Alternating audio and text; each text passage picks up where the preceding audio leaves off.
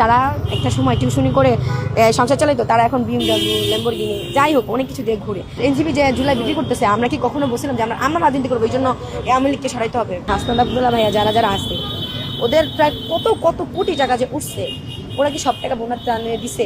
বিএনপিরা এই কাজটা করবে কেন? বিএনপি ক্ষমতায় আসলে আমাদেরকে বাঁচতে দিবে না। বিএনপি যদি ক্ষমতায় আসে ওরা তো অনেক খুশি, লাভবান হয়েছে ওরাই বেশি। বিএনপি যদি ক্ষমতায় আসে ওরা যদি আওয়ামী লীগের মতো করে, ওদের পরিণতি ওদের থেকেও খারাপ হবে। ওরা তো পালানোর চান্স পেয়েছে, ওরা পালানোর চান্স পাবে। আমি যেগুলো দেখতেছি এখন অনেকে বলবে না এই পরিবর্তন হয়েছে। আমার দৃষ্টিমত আমি যেরকম আমি জুলাই যোদ্ধা হয়ে যেরকম প্রত্যাশা করছিলাম তেমন তার 1% পাইনি ওরা বাতিল হওয়া ছাড়া। আর এই প্রসঙ্গে এই প্রসঙ্গে একটা কথা বলি যে বিভিন্ন মুক্তিযোদ্ধারা এখন পোস্ট করে যে আমাদের কোটা বাতিল করে এখন ওরা জুলাই যোদ্ধারা নিজেরা কোটা নিচ্ছে 20,000 করে মাসে। সেটা তো আমি এটা নিয়ে অনেকবার কথা বলছি যে আমাদের কোনো সমস্যা ছিল না যে আপনাদের কোটা পেতেন। আমাদের সমস্যা ছিল আপনারা কোটা পান, আপনারা যুদ্ধ করছেন, 9 মাস কষ্ট করছেন। তার তুলনায় আমরা কিছুই না, আমরা 1 মাস যুদ্ধ করছি, ঠিক আছে। কিন্তু আমাদের কথা ছিল যে আপনি যে কোটাটা নিতেছেন সেটা আপনি পাওয়ার পর আপনি মারা গেলে আপনার ছেলে, তারপর আপনার নাতিরও নাতি, এইভাবে চলতে থাকলে আমরা সাধারণ জনগণ তো অনেক পিছিয়ে থাকবো। আমরা 55% থেকে এটা কমায় আনতে বলছিলাম। সেখানে হাসিনা কি করলো? আমাদেরকে বিভিন্নভাবে টর্চার শুরু করলো, গণহত্যা শুরু করলো। এরপরে আমাদের কি হলো? হাসিনার পদ্ধতি তাহলে আমাদের স্লোগানই ভুলছিল। যেমন হচ্ছে আমরা যদি হাসিনা তো সাহস পেতেছে বিএনপির জন্য, কারণ বিএনপি ওর পক্ষে আছে। যদি ওই যে বিএনপি বলে না গণতান্ত্রিক হবে না, গণতান্ত্রিক নির্বাচন হবে না যদি আওয়ামী লীগ না আসে, কেন বলছে কথাটা?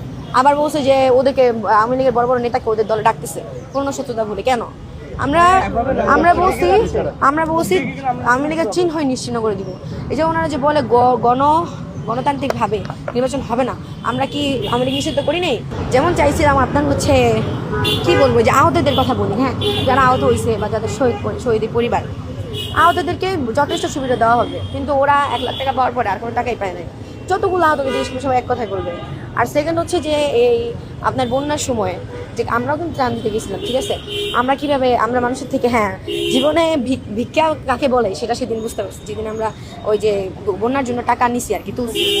তো যাই হোক, এখন আমরা তুলে কিন্তু একটা টাকাও, এই যে আমার একটা ফ্রেন্ড ছেলের হাতে বলতেছে আমরা তো কষ্ট করলাম 1,000 টাকা আমরা খাই, আমি বলতেছি যে 1 টাকা কেউ তোর পকেট থেকে খাবি, নয়তো না। এগুলো সব হচ্ছে বন্যার জন্য।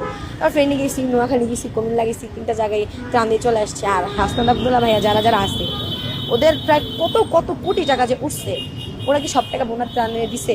জুলাই পরে ভালো আছে বলতে ভালো নাই, কারণ সবসময় আতঙ্কে থাকতে হয় যে কখন যেন আমার দরজায় করানোর আর বলবে যে আছে তারিমা আছে যে ওই যে হাসিনাকে ওই চুল ধরা নামাতে চাইছিল।